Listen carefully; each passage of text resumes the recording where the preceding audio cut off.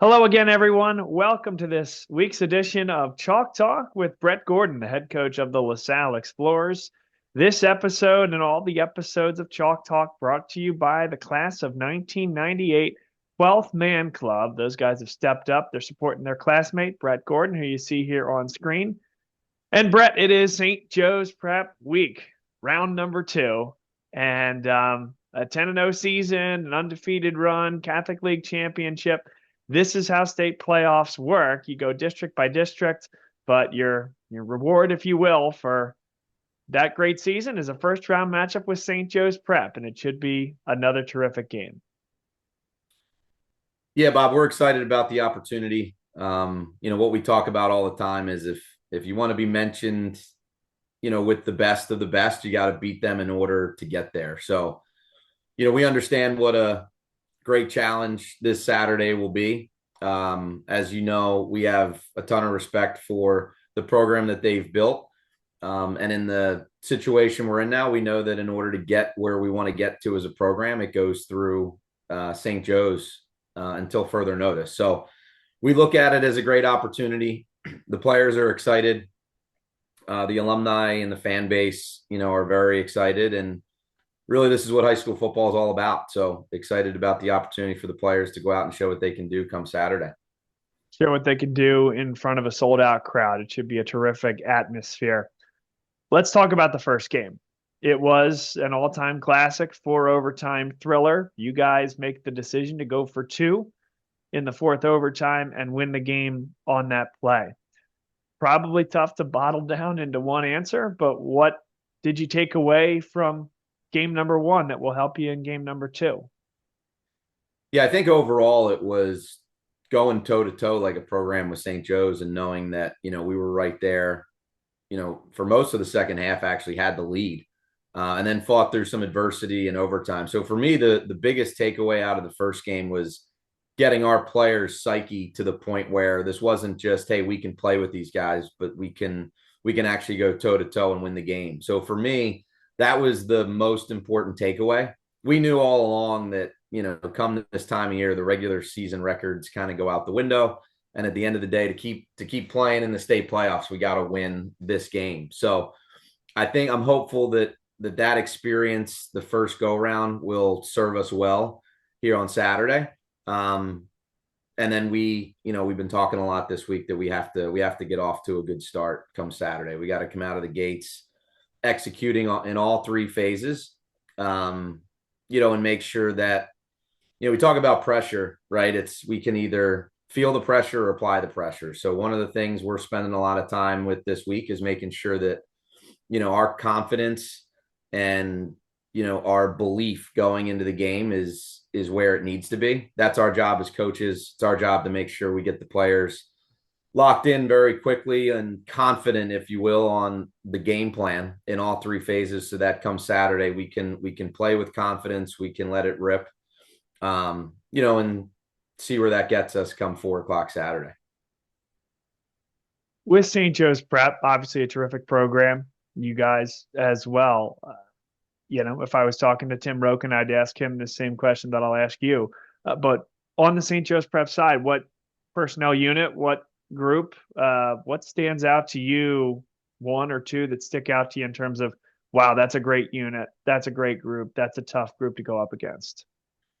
Well, I would say overall, they're just an incredibly balanced team in all three phases. If I break it down, by position, if you go through all layers of the defense, the defensive line, the linebackers, and the secondary, they're excellent in all three phases. And even doing that with some newer guys on, that are taking major roles this year in the secondary. I was very impressed with their secondary after the first round. We knew they have great linebackers, and then their defensive line is always causing havoc for offenses, and they play hard and they do a really good job of coaching those guys up.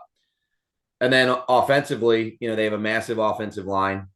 They have some really, really good wideouts that have your attention at all times.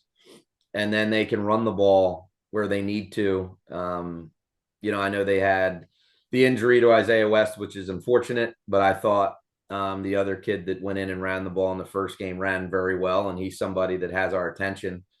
And then they have a real good young sophomore quarterback who's playing very well. It's hard to play at this level as a sophomore. You can see him getting better and better as the season has gone on. And then they just have a massive group up front from an offensive line standpoint. So really, when you just look at it, I mean, I wouldn't say any group in particular stands out, but as I say that, it's really a compliment to their entire team because I don't see a weakness anywhere. And then we know they're very good on special teams too. So we know that, to come out victorious on Saturday again, we're going to have to play a complete game, not only in all three phases, but all of our position groups that we just kind of went through have to show up and play very well. And we talked about this last time you and I connected. It was last week that we mentioned it, but first time that you've had 2 weeks to prepare. And so in the 5, 6 days since we've chatted, you told us at the time how the bye week would affect preparation and what you guys would give some attention to. Has the last 6 days since we talked, has that kind of gone according to plan? And what does that look like for you? Yeah, I would say our plan over, the last 10 days or so since we played Roman has played out the way we had hoped. I think we got some much needed rest. I think we've also had opportunities to get some really solid reps, not only for our starters, but some of our guys that are in role positions that may have to step in and play Saturday, depending on a number of different factors. And now, effective today, being Tuesday of a Saturday game, we're back to our what I would call our normal schedule.